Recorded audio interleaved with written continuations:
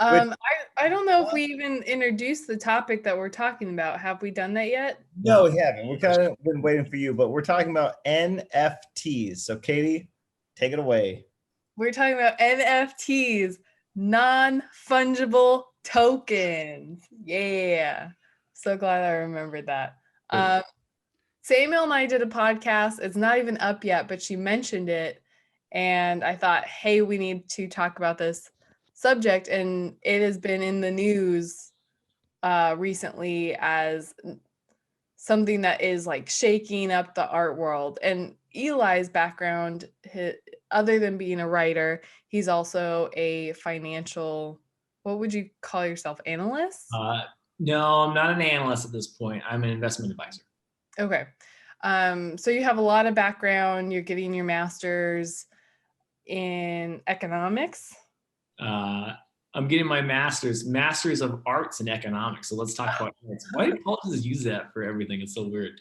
But with an option of financial economics. Okay. I did my undergrad in economics, and I've been working in the industry for.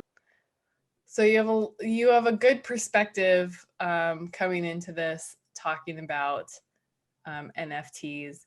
And I know each of us have done our own research to come together to talk about it. So I'm interested.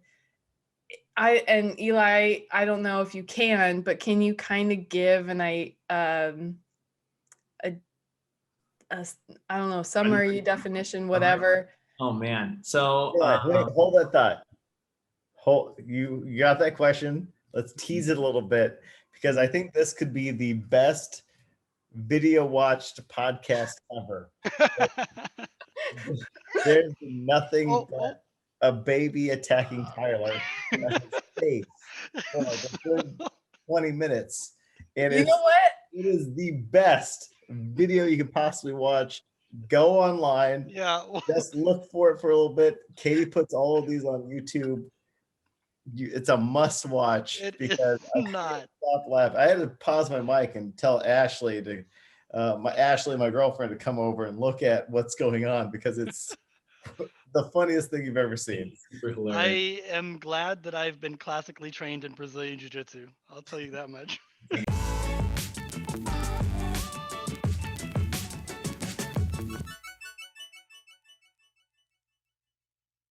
Eli, can you explain to us what NFTs are? Okay. Can you explain like you were explaining it to a family member? Yeah, sure. That makes sense. So it's hard to get into NFTs without talking about Bitcoin and blockchain first. So everyone has an issue in technology. Well, it's not necessarily an issue, it's a benefit to a lot of people. You can copy things very easily in technology, right? So blockchain came out as a way to validate, authenticate, really confirm something as being individual and not being able to be copied, right? And it's a system where one computer confirms with a bunch of other systems or computers, and they all lock in together. That's what they call it, a blockchain, because all these blocks of info get locked together and they're a chain of blocks or whatever. But really, you're creating a sequence that's unable to be just copied anymore. It's like timestamped and all that. It's called consensus, right? Consensus. It's consensus amongst certain users at a certain time, which is impossible, well, theoretically, to copy, okay? And so from this technology, a lot of things were born. One of them being Bitcoin, right? So anything that you have that can't be copied, that can be proven as being individualistic and valid. What's the opposite of counterfeit? Kosher or counterfeit. Fit, right? Yeah, something that can be proven as genuine. That's the word I'm looking for. Genuine. Mm-hmm. Something that can be proven as genuine, something that has limited supply. So in order to create a blockchain, these computers have to talk to each other, and it's not instant. It takes a while. And that's why you have people who are mining for Bitcoin. Mm-hmm. When you work your computers or systems to create blockchains, you can earn Bitcoin for it, because it takes a while. It takes resources to get it. So when you have something that has limited capacity can't grow infinitely or decrease infinitely by in 2 seconds or whatever have you, and is individualistic, genuine, you can create theoretically currencies off of it, if that makes sense. So I love your genuine. I know I keep saying it like the rapper. There's a rapper who says it like that, like genuine and jewelry. Is that what it is? It's like stuck in my head to say it like that. Can you explain this in 5 words or less? No. All the No. people that don't understand art. Go get a degree. That's what I'm saying in 5 words or Yeah. less. Pretty much though, let me make it even more simpler. Blockchain technology that came out and makes things unique and can't be copied. Okay. Yeah. But it can. It's a So No, it blockchain, can't. like it's No, it cannot. once Because it's on right the now, internet, it's on a the internet. blockchain, individualistic blockchain made for one transaction cannot be copied. And that's Okay. why it's used in financial world for transactions, all that. It cannot be replicated.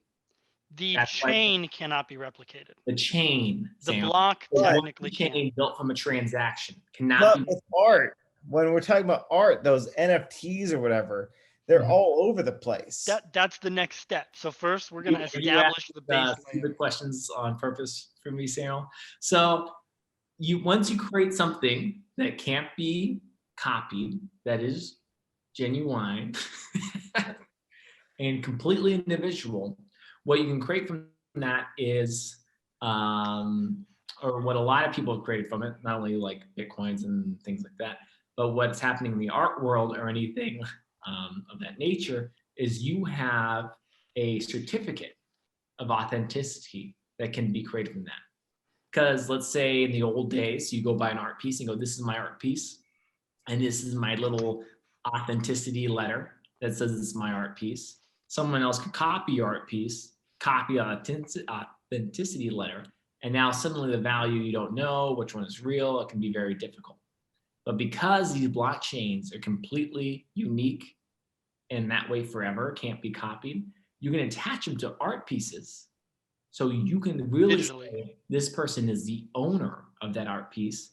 And instead of having a paper deed or whatever that may be copied, they own that blockchain sequence attached to the art, which is your was it NFT, non-fungible token, right? So that's what an NFT is. Just think about it of a new way of owning an authenticity letter of your art that is even more so unable to be copied, resistant to it. And art is a type of token. So for the NFT, for non-fungible token, art is a type of token, similarly to digital art. So like the Nyan cat is now an NFT, where someone actually owns the original GIF of the Nyan cat. There is an actual owner of the original that can sell that to somebody else if they want to have the original Nyan cat. All the other copies out there don't have value like the only copy that has been authenticated. But how do you stop that from being a meme, or how do you stop that from, how do you get money from that? I guess if you print it on a shirt, that's where you get some money, or you print it on a mug, you can sue someone for money. But how do you get money from someone that just produces it on? Money is not the only value. So in this case, the artwork has subjective value, as we talked about before. So there are people that will decide that they want to pair money to it, but really what they're doing is they're just trading in an investment. The idea is that they're trading investment, and the authenticity that Eli described with blockchain is being used to give you a unique token. So money is a fungible uh, item. It's something that can be replicated, right? And so that's why it's commonplace is that if I have a dollar bill and you have a dollar bill, they're the same and they have the same worth. If I have $5 bills and I trade it for a 5, that $5 bill has the same worth as the 5 individual dollars. So the non-fungible is that it's not replicatable. And that's the whole point of the blockchain authenticity is that's not, you can't replicate that. So if you have a unique item like a baseball card or a piece of artwork or a piece of digital artwork, uh, even though Nyan Cat is being used right now as my background, or the GIF is being used in all kinds of Reddit posts all over the world, constantly living in multiple places on the internet, the authenticated version of that is not. None of those versions are authenticated. And it's that certificate that people, a market of people, enough people, have decided to place a value on it. And then they have associated that value with dollars. It's I think a lot of it has to do with the novelty of saying Mhm. that you own the original. And a Absolutely. lot of this market is driven by it being the first of something. So there was a New York Times article that the author made a NFT of the article that is a living article online. Anyone can look it up and read it, but he made an NFT of it and then sold it. And the buyer, who is a music production company out of the country, I think it was Dubai or something like that, their motivation for buying it was the first of its kind to be sold. It was the first New York Times article of that stature to be sold. And so there was this novelty that they thought was worth value to say that they were the first company to buy something like that. Mark Cuban is selling highlights like digital, like it's a little highlight GIF, right, of a basketball play, and he's selling those like digital basketball cards as NFTs. They become authenticated through blockchain, and then he sells that card, and people associate value with it. But I think, Samuel, you're onto something. Is this value isn't really value, like it's questionable. It's only worth something because people are paying for it, but if that is taken away, what is it really? Because there's copies of it everywhere. Yeah, I feel like in 300 years, how is that going to, like, your grandchildren? They have this digital print of that copy. How does that translate to anything?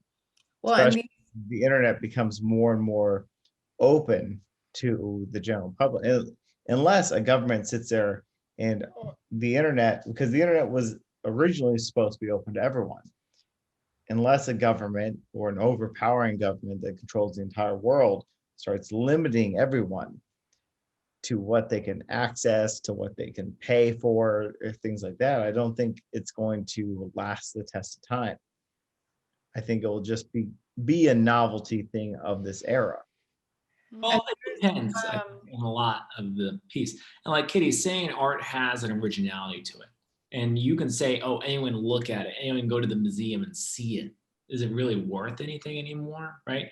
Just because you have more eyes to be able to see it doesn't really diminish the value of the original. Now, as far as the argument of technology making something obsolete, I think it's a very fair chance that happens. And that's one of the things I think with blockchain in general is right now it's considered the best technology at authenticating and making something very unique and not be able to copy.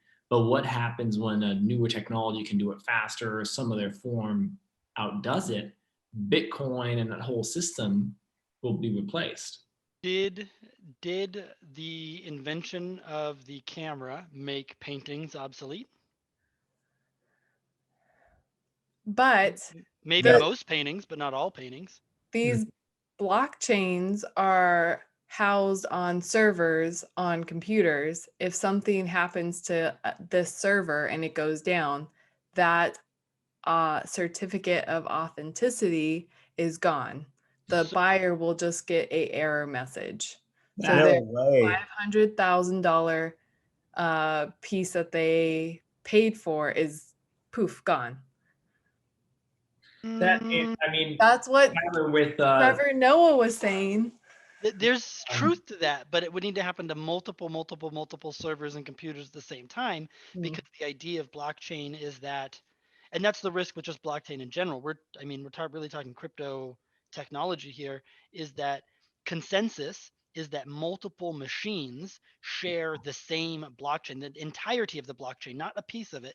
The entirety of the blockchain lives on multiple machines at the same time. And what they're doing is they're checking with each other that the chain is the same. And that when a new block is added to the blockchain, it goes to all of them at the same time. And then they add it to the chain. They check with each other that it got added in the same way and that the blockchain is not the same. And once that's verified, that's consensus. So even if my server goes down temporarily, permanently, or whatever, there are enough servers and places where the chain resides that the authenticity is still there. Now, in a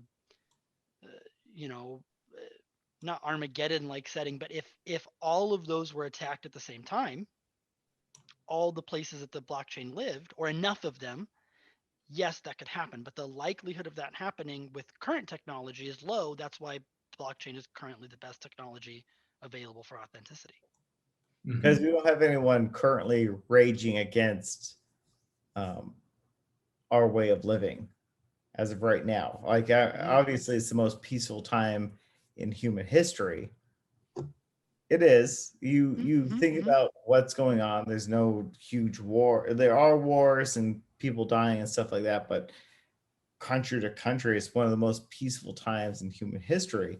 So what happens if we never get an alien? You always get those weird things where there's an alien that comes out and then all of mankind unites to fight against the alien. What happens if you never get that alien and we resort to fighting each other and then make ourselves go back to kind of a Stone Age or back to a Renaissance age? I don't think we'll ever get Eli, back. this is your next book. But I'm not entirely following you. I tell a lot of my clients, when they start talking about these Armageddon situations, I'm like, I think the last thing you're going to be worried about is your stocks at that point. Your money's not going to be worth anything. So like any form of currency, if the government or whatever is backing it up falls apart, you're not worried about the value of what your currency holds anymore. If Armageddon happened, you won't give a crap if you still have the authenticity deed of your pain. Value of that will diminish. You'll care about getting food and water, which right? becomes objective value. So let's talk about this in a real scenario, Eli. You have just bought Neon Cat, the cat that has a toaster pop on its back. Pop-Tart? Pop-Tart, yeah. Pop-Tart. Followed by a chain. A genuine Pop-Tart. Genuine Pop-Tart. The strawberry Pop-Tart, which is a good flavor, but people say it tastes like poop. Tastes like I love it. I The love best the flavor. strawberry. By far the best flavor. It's so good. Maple brown sugar is the best one. Maple brown sugar is the best, followed by strawberry. But the happiness of the rainbow falls behind it as it goes through space. Let's say you bought that. You just bought it on your 40th birthday, Eli, for $1 million because magically you're rich and can have that liquid capital. Tyler starts the end of the world. And likely now you can't take this digital art and do anything with it because people want tangible art. Okay, well that's wait, why would people want tangible art in the end of the world? They're going want any art. End of the world, you want food, you want shelter, you want protection, right? So anything you buy has a risk. Anytime you want to convert an asset, either cash to art, cash to stock, cash to bond, cash to gold, it needs a demand to it. And you're always playing with a risk of what if it becomes worthless. In your scenario, my cash is worthless. Everything is worthless. And what, am I just supposed to sit on cash my whole life because the next day it might be doomsday? No, you gotta invest and do stuff. And I mean, if you're gonna spend $1 million on that cat rainbow, what's it called? Pop-Tart rainbow cat? Neon cat. Neon cat. If you spend $1 million on a neon cat, you better be filthy goddamn rich, or you better be ready to market it on t-shirts and get intellectual property rights or funds coming in that way. One of the two. To be absolutely fair, when I start the Armageddon, it will start with Eli's death. So he won't care. I mean, that's where it starts. That's the end of the world. Yeah, but I'm Eli's beneficiary, and I would like to rake in the money of Eli's death. Yeah. One thing that I really want to talk about is something that happened with all of this. So Morons is a art piece that Banksy did, and it was bought for $100,000 by a like a group of artists, and they made it into an NFT, and with the goal of selling it. So right before they sold the NFT of the Banksy work, they then burnt the original, destroying the original through a live stream thing on Twitter. And you can check it out. I watched it today. But their whole idea was that if they burn the original, that then makes the NFT skyrocket in value because it's the only one of its kind. New concept. They get the publicity behind it. They get the idea and the like not the fortitude. Fortitude is a weird word, but just they burned the original. Oh, people are now talking about this NFT, and now the NFT is going up in value because of what we're talking about, and which is what I talked about at the very beginning of the podcast. Is what we're talking about now doesn't mean anything because I think it's very novel. It's doesn't mean anything in the long term of art. It's a marketing thing, like Sam was saying, but you're also transferring value in that sense. You have a hard copy, you're burning it, you're reducing the supply of something by one, you're raising the value of the other item. So, I mean, just as far as, economic theory of supply and demand, it makes sense to me. But I'm highly likely, I highly believe, like Sam was saying, the marketing stunt of it is going to make that value go up even more. Because now it's not only the only copy, it's the only NFT that was originally a regular piece that was burned. And, you have this whole story behind it. And that's what artists love. They eat that crap up. $1 million idea. We take the live stream and we authenticate that and we make that an NFT. And then we have an NFT of them burning the Banksy. There you go. Just saying, we could split it 4 ways. I get 80% because it's my idea.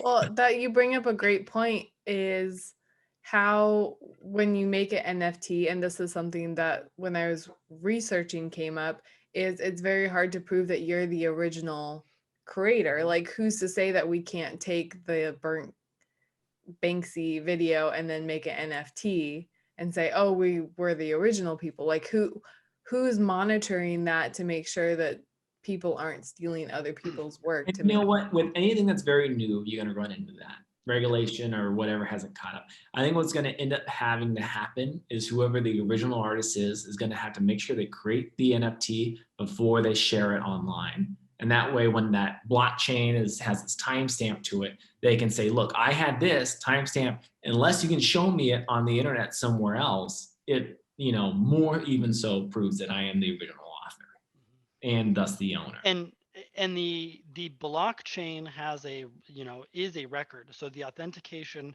you can't tell who the original is other than who was the first to put it in the chain. And so that's where the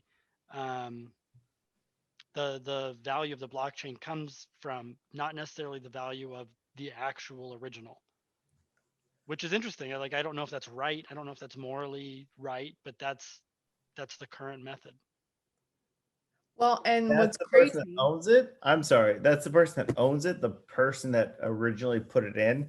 So it's the first, I'm gonna sound super stupid, but it's the first 1 and 0s to that blockchain. It's the first block. Correct. It's the first block in the chain that contains the inception of that transaction.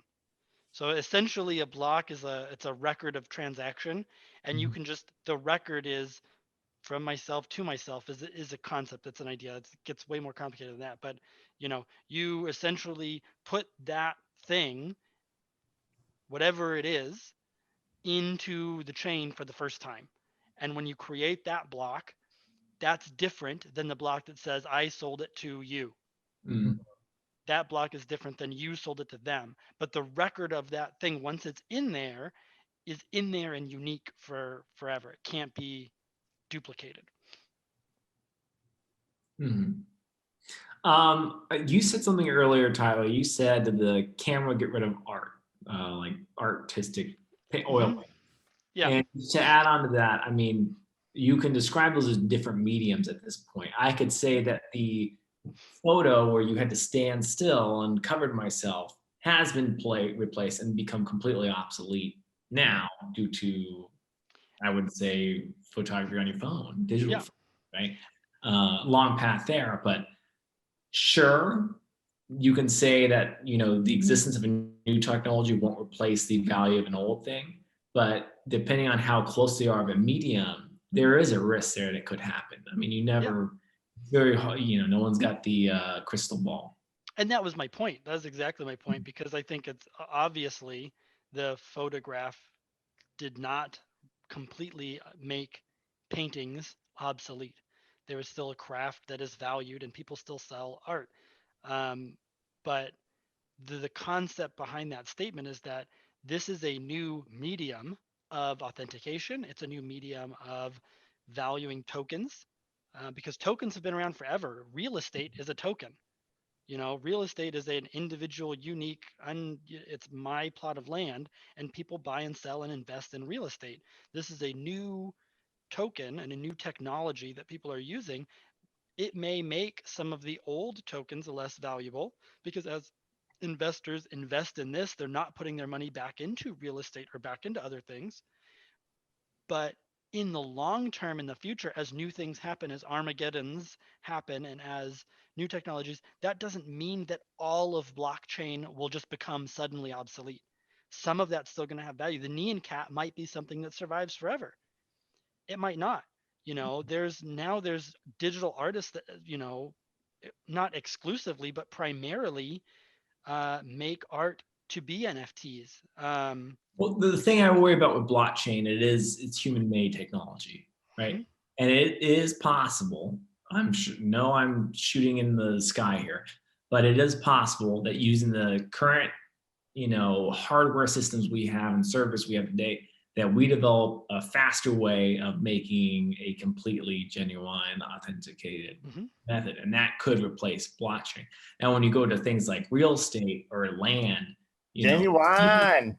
even today, we can't make the land exactly the same with the exact same climate at exact same times it has. Like, we're not a god who can do that. Speak for yourself. I know you're going to make the end of the world, so you're the one who's going to do it. Yeah. But that's my one fear with blockchain. Well, I mean, not with blockchain, because blockchain is a great technology, but when you start attaching value to that method, like Bitcoin or any other cryptocurrency. And I understand that, because technology itself is society is on an explosive, expansive rate of technological advancement that makes it hard to be predictable. But we're talking about investments. So when you're talking about NFTs, it should be still thought of in relative terms to real estate and gold. It's just a different type. It's new, and people value it now. They might not value it later, but as value drops, you'll have an opportunity, and like you'll have an opportunity to sell it as it drops. You'll have an opportunity. You're playing a market value, and that's what an investment is. These are investments. They're not NFTs, in my opinion, aren't being sold for the they're being sold for novelty for one, but it's not to be the owner of the art. These are financial tools. They're not. Well, you got to look at who's buying most of this. A lot of it is not investors. A lot of it is a lot, and I'm just speaking out of my butt, so never mind. Yeah, because Well, I think like you're right. in A lot of them is fans or some kind of enjoyer of that art. I don't think And so. I speak think out of your that butt, Katie. Just yeah, explain what you felt. Who Well, was this? so I was a lot of this talk, the NFTs and art has become a big deal because of the artist Bleeple. Yeah. Oh, that's what I was gonna bring up. I was just looking for him. He's the Bleeple crap. third. He's the third most not paid, but his artwork sold for the third largest at Christie's auction house for his digital art piece, which was an NFT. He blew up. He's been making digital art for years, but within 4 months, he's become extremely famous and extremely wealthy. Literally the third most paid artist from an auction sell who's living. That's crazy. But it's not his Instagram. He's been doing his art for over 13 years. And that's what we go back to the original point at the beginning of this podcast. Art isn't a one and done. You have to be doing this thing. You have to be passionate about this non-existent thing that doesn't make you any money for a long period of time. 13 years.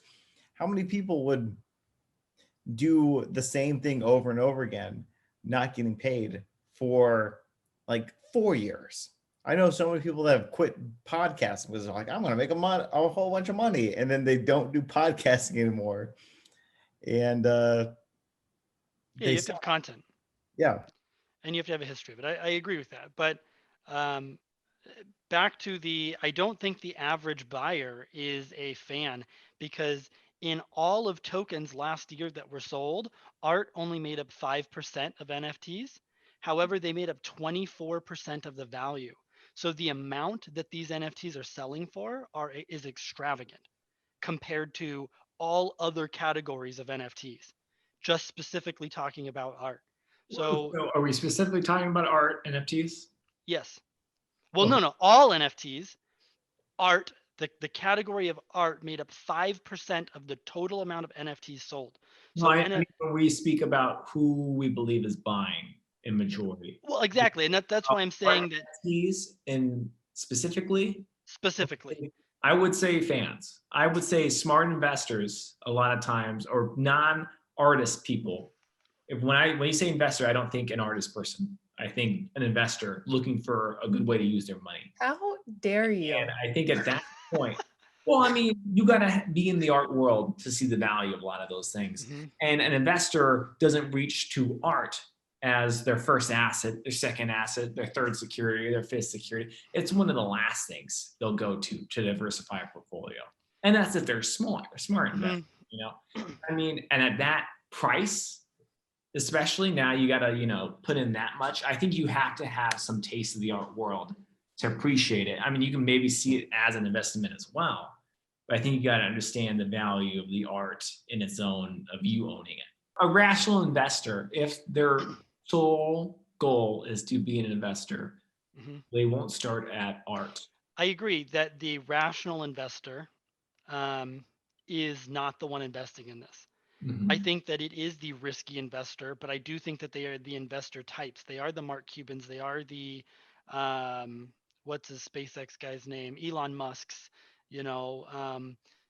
I think that there is a fair amount of fans, but again, the sheer dollar amount that the NFTs are selling for is extravagant. And so I think there are people that I think they're fans of technology, but they're wealthy. They're wealthy people. I'm not saying they're not wealthy. That value wealthy people. But they value the NFT as an art investment. It is still an investment. It is the prime, maybe, it's a combination of the two, but I think the primary goal is, these NFTs are on the rise, blockchain's on the rise, Bitcoin is this thing that people are getting into, and there is a market of wealthy investment types, maybe not the banker types, but there's still the maybe high risk investor types, and I think they're the ones that are driving the market at this rate.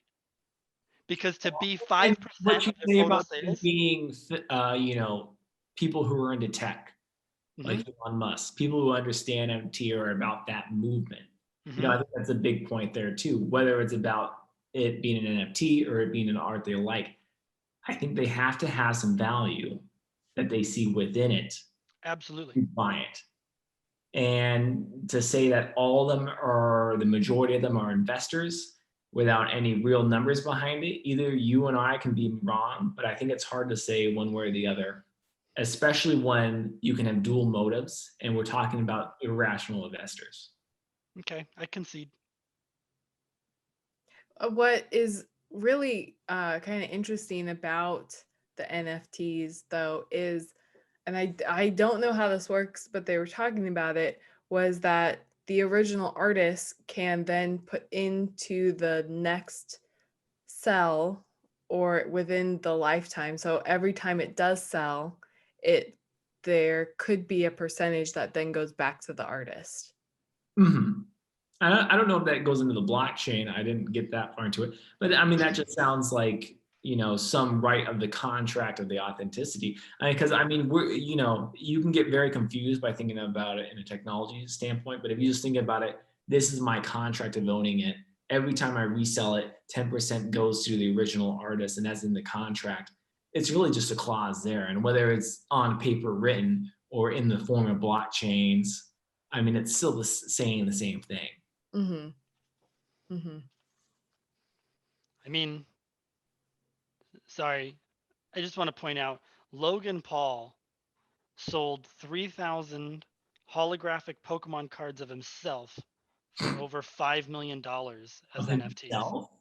Of himself. He was the Pokemon in the Pokemon card. So he made a Pokemon card of himself, made them holographic digitally, made them NFTs, and sold them for over $5 million.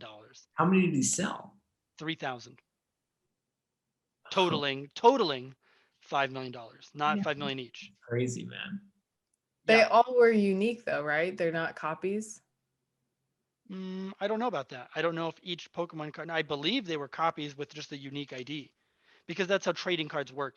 The trading card themselves, there are multiple copies, but they're still considered non-fungible because there's a limited release of them. Yep. You know But what I he mean? could have made a bunch of different ones. I mean, He could have. Yeah. I don't know for sure, but I'm basing that off of my understanding of just trading cards in general. And trading cards is another type of NFT that has value. And I wish I still had all my Pokemon cards, but I don't, I because I'm saw a all normal my person. video cards in like high school for Yeah. $100. It still isn't bad. But it's definitely a really interesting technology that isn't understood by most people. I don't understand it. I've watched a few 20-minute videos, but and I get the general concept, but it's still it's interesting to see where will go, and how far it's already come so quickly. Mm-hmm. Both of you are very financially minded. Is this something that you would suggest like people investing in, or is it just way too risky? God no. Yeah, hell no. So you're not planning to go buy some, this Eli? phrase is minutely fueled. So let's say 5% fueled, or maybe even more, by America's America's lack of financial literacy.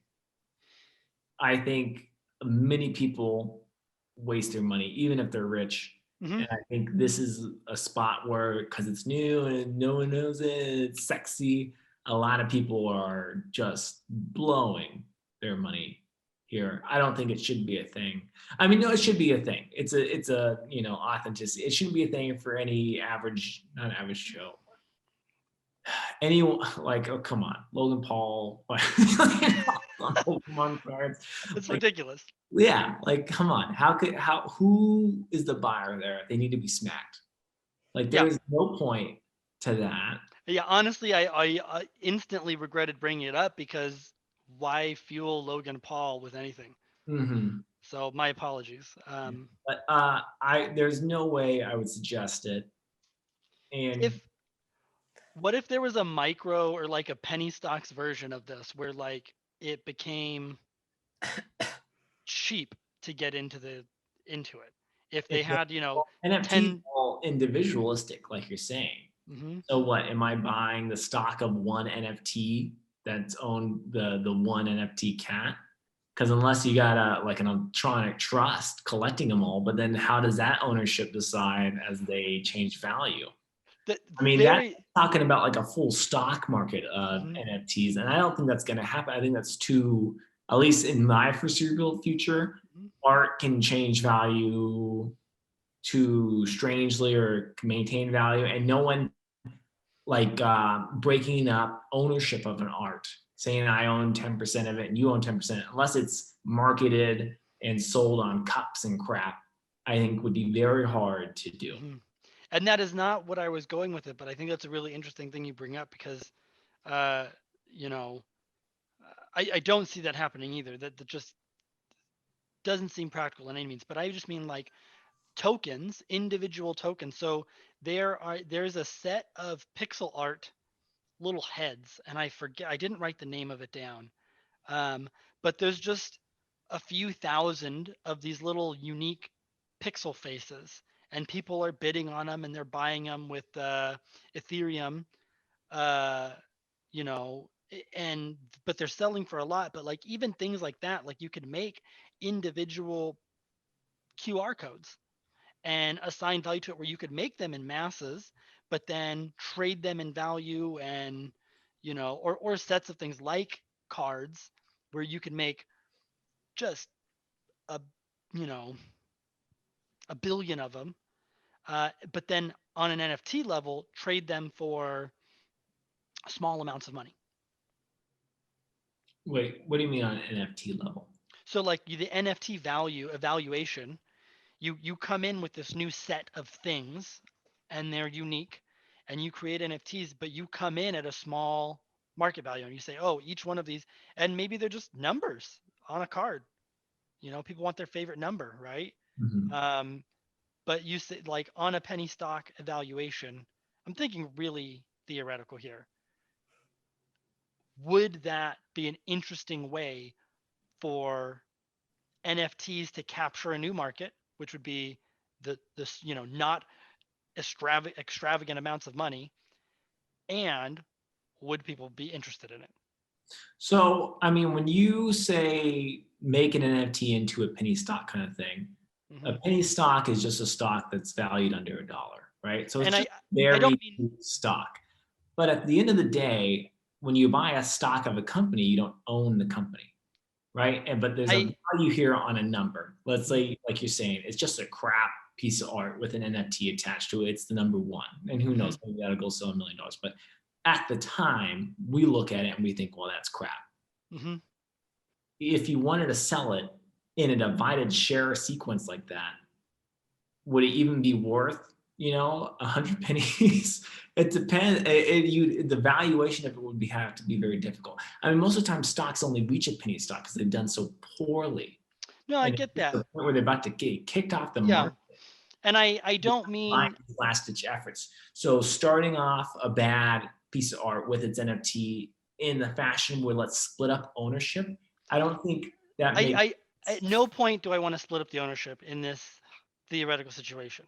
It's full ownership of the number one, and I don't mean penny stock as in stock market where you're breaking it up. I just meant like by comparison of the average NFT selling for $300,000, like could you create hey, yeah, all these NFTs are like $10, you know, and ooh, what if I got, you know, numbers 10, 11, and 12, and you started to get a series of them and own them, and maybe that drives a little bit of a market, but like they're not selling for $300,000. The goal isn't millions of dollars per NFT, it's $10 per NFT.